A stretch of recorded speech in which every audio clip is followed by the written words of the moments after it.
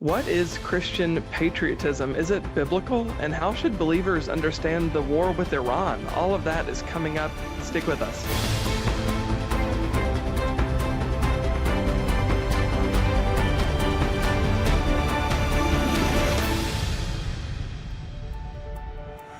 Over the last few years, conversations about Christian nationalism and what it means to be a patriotic American have swirled constantly. It's been a difficult conversation to parse, so here on Faith and Culture, we're going to talk about that. I'm your host, Tré Goins-Phillips, and to help us decipher some of this is author Daniel Darling. Dan, it's good to have you here, and you recently wrote a book called In Defense of Christian Patriotism. Now, first, before we get into some of the contents of the book, tell us what it was that really inspired you to write it. Well, I wrote it for a couple of reasons. One, I've always had a patriotic sense. I grew up in a very patriotic household. My grandfather was a second generation American who fought in World War II as a tank commander. So I was very proud of that. When I was a kid, my parents packed up our station wagon in the Chicago area and we drove to Washington, D.C. And, that sort of opened up that world to me. And I've always loved history and politics and all that stuff. Always had a profound sense of love for this country. But I think also sensing a need as we approach our 250th anniversary, that there's a real crisis of gratitude about the country. I think there's a real crisis of patriotism. Even among Christians. And I run into a lot of well-meaning, Bible-believing Christians who are a little nervous about expressing any love for the country. A lot of it is because they've been fed this steady diet of things that basically say, if you love your country, you're idolatrous, that you can only love God and you can't love your country. If you're engaged and care about public policy, that somehow that's dangerous or wrong. And so I wanted to kind of give Christians a little bit of way to think about, how do I love God? How do I love my country? How can I do it well? You differentiate in the book between nationalism, which is a buzzword that is getting so much attention, and also patriotism. So tell us how, Dan, you would define each and why that distinction between nationalism and patriotism is so important.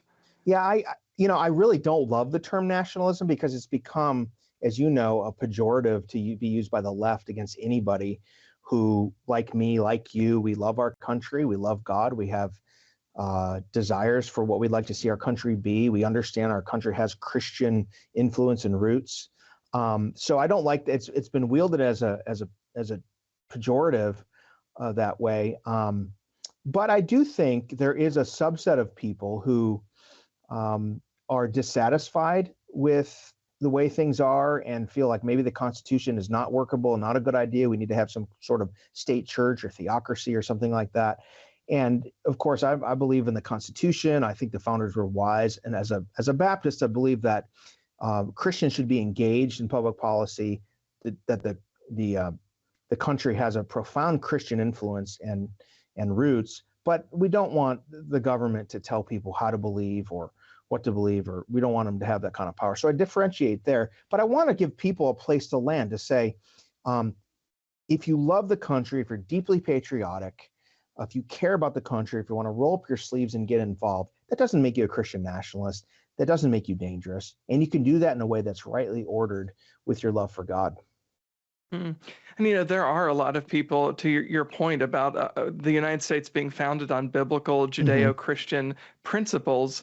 Talk about some of that, because I know that is so often an attack that's lobbed against people who are proud of their country, who are Christians, who want to be Christian patriots. I'll say, well, we need the separation of church and state, that there are not those Christian roots that you suggest there are. What would be your response to that criticism? Well, I would say if you really study the founding and the founders, not every founder was an evangelical Christian as we would describe, and not all of them were Orthodox believers. They had varying views, and yet they were all steeped in Christianity. They couldn't help themselves. I mean, even someone like Benjamin Franklin or Thomas Jefferson, who were what you would probably consider Unitarians. They believed in divine providence, but didn't believe in the miracles and things like that.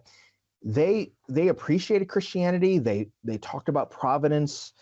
They understood that for this experiment in human government and ordered liberty to work, that you'd have to have a really thick layer of religion and virtue, and I would argue Christianity, for this thing to work. And our Constitution, our Declaration of Independence acknowledges that our rights don't come from the government, they come from God. They have to come from somewhere. And so, they definitely did not want a state church. They didn't want the government to tell people how to believe, how to worship. And I don't think we should want that either. I think that's not the government's job. At the same time, I don't think they envisioned secularism, where you push Christianity out of the public square to the point that in the latter half of the 20th century, this idea of the Establishment Clause in the First Amendment was used actually to punish Christian witness. And so thankfully the court has pulled some of that back.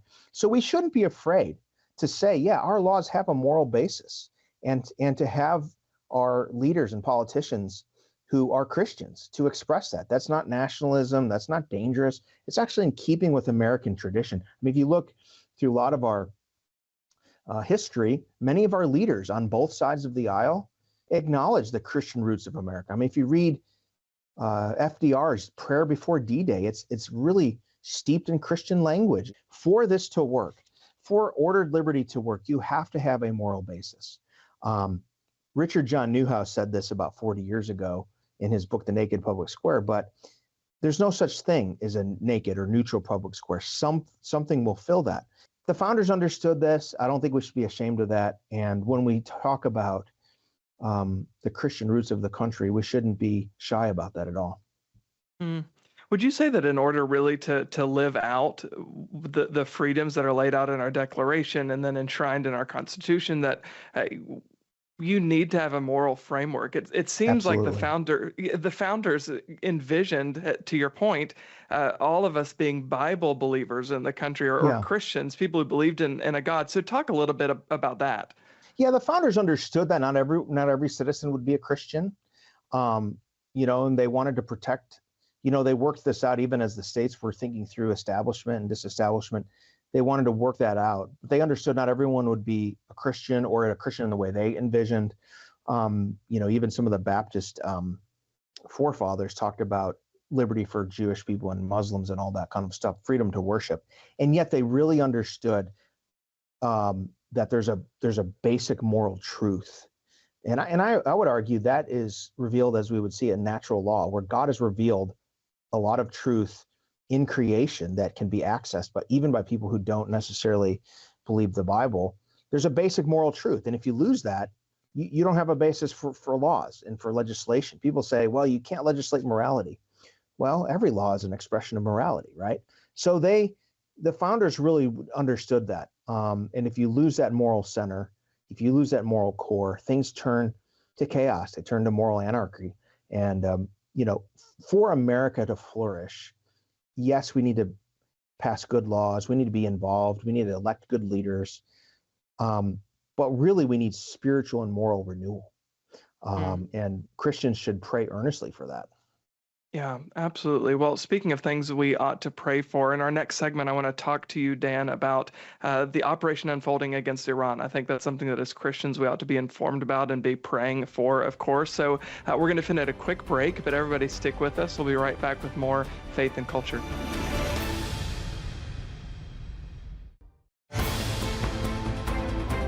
Welcome back to this week's episode of Faith and Culture. We're talking with Dan Darling about Christian patriotism, but we're also going to talk about current events, because that's something that I know so many of you are curious about. It's something that we're praying through and kind of struggling at times, Dan, to understand, which is the operation currently ongoing against Iran now. So how, as Christians, should we even kind of frame what is happening right now? Well, I think the way we should think about it is that this is not a war that just began. In a certain sense, Iran has been at war with the United States and really the whole West for almost 50 years.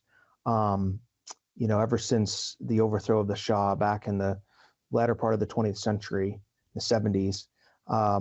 This is a regime that has killed a lot of Americans. They've held Americans hostage. They funded a lot of the terror around the world. They funded October 7th. They funded a lot of the IEDs and roadside bombs that have killed our soldiers in Iraq. They have claimed and pledged. They call us the big Satan, and Israel the little Satan. And so this has been a bully that has been an obstacle for peace around the world.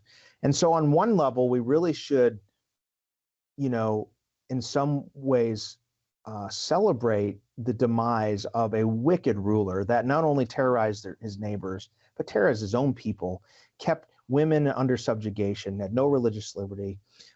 At the same time, war is really hard and difficult. None of us should long for war. None of us should be gleeful for it.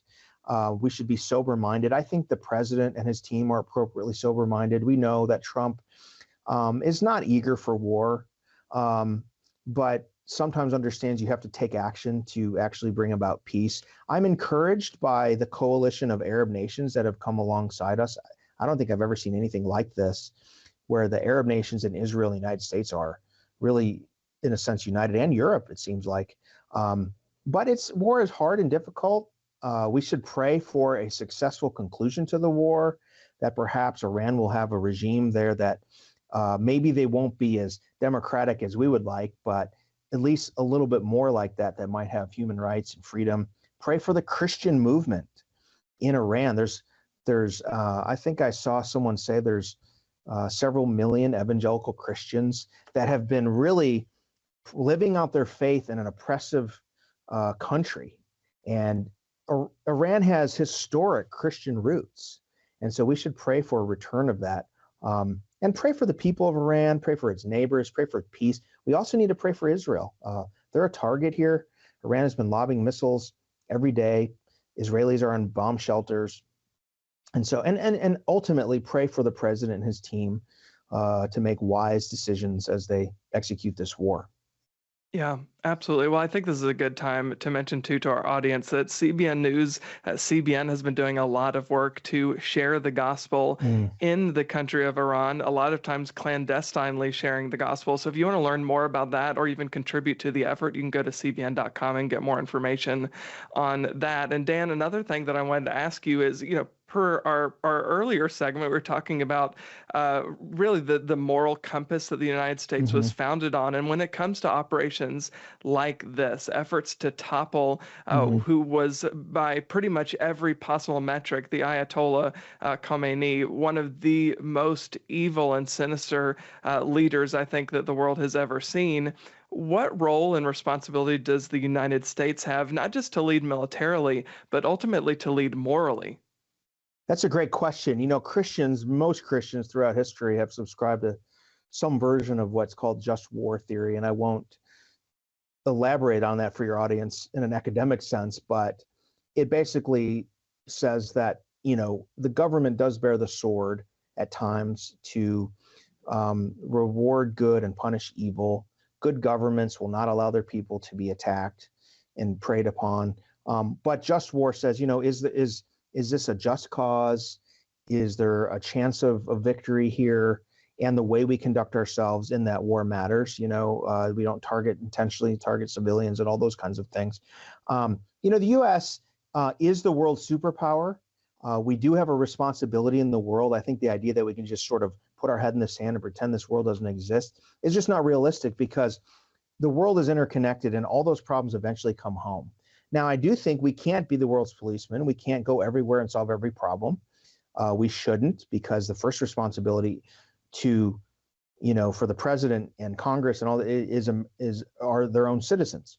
However, there are times when those things align, where we have a real interest in Iran not being a nuclear power.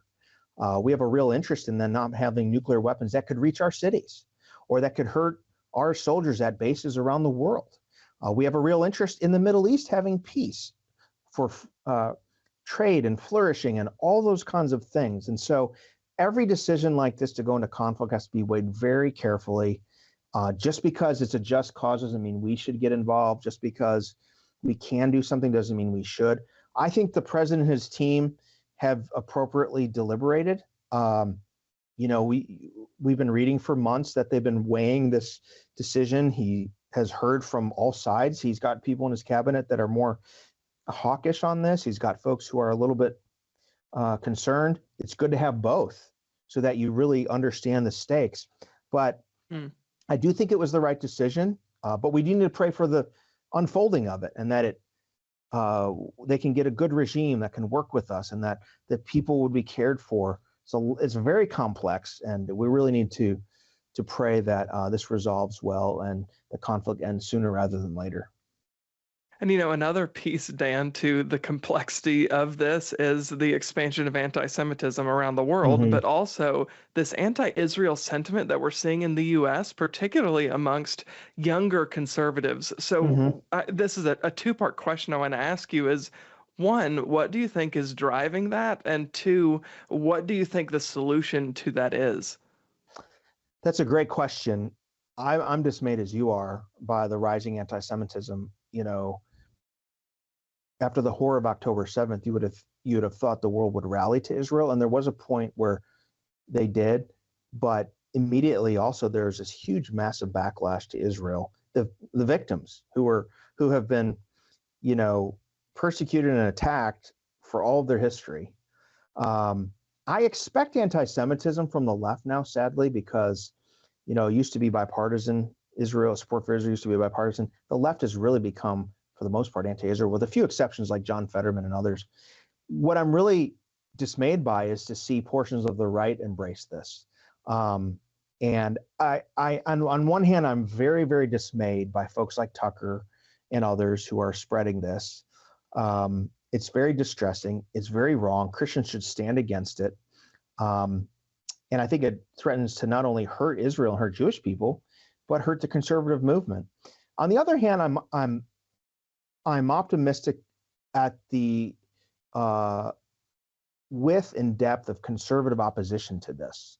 And I've looked at some recent polling. Chosen People Ministries and other folks have done some really good in-depth research.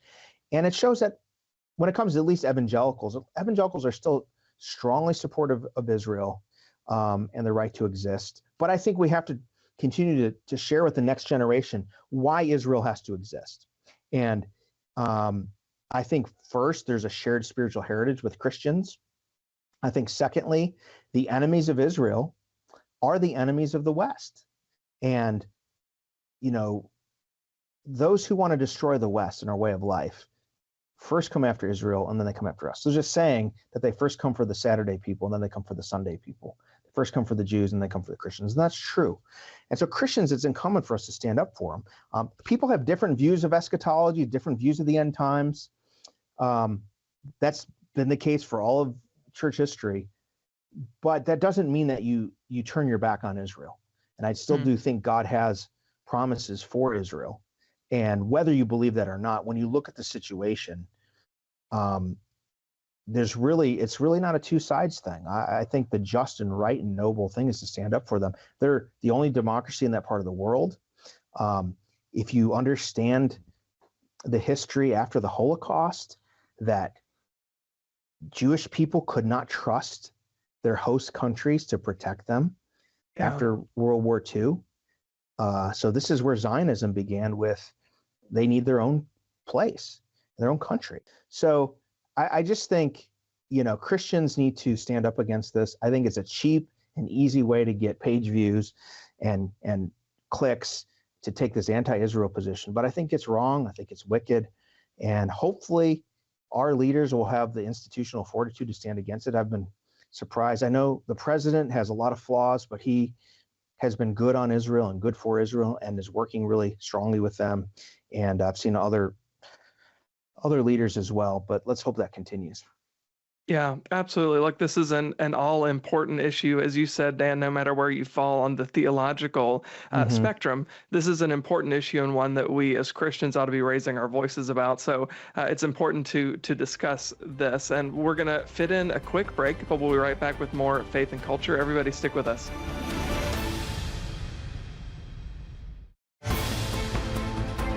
Welcome back to Faith and Culture. We're speaking with Dan Darling. And Dan, as Christians, ultimately, how can we be in prayer for the Trump administration, the Israeli government, the Christians in Iran? How can we just be praying about all that's going on right now? That's a great prayer or a great question.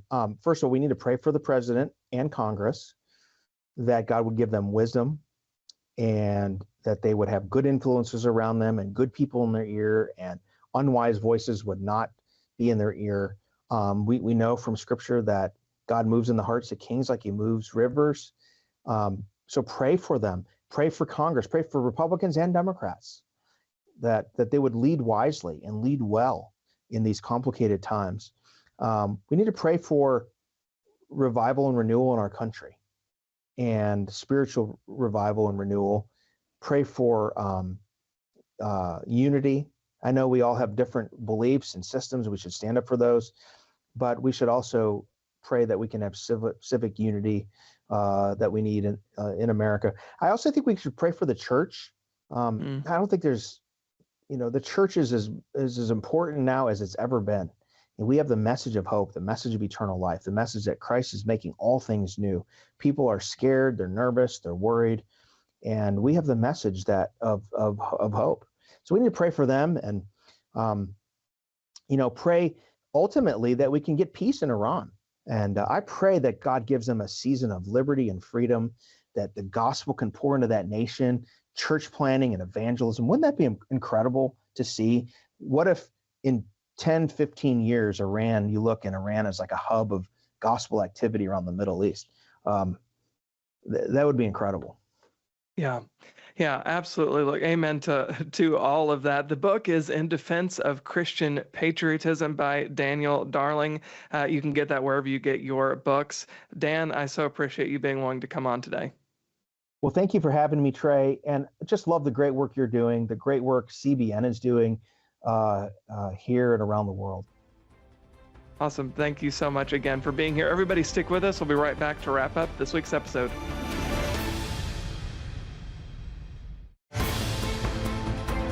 That is all the time we have for this week's episode of Faith and Culture. Thank you so much for being here. If you want more news from a Christian perspective, head on over to cbnnews.com. Also, check out our Quick Start podcast. It goes out every weekday morning, and we break down the news from a gospel perspective. Again, thank you so much for being here, and God bless you.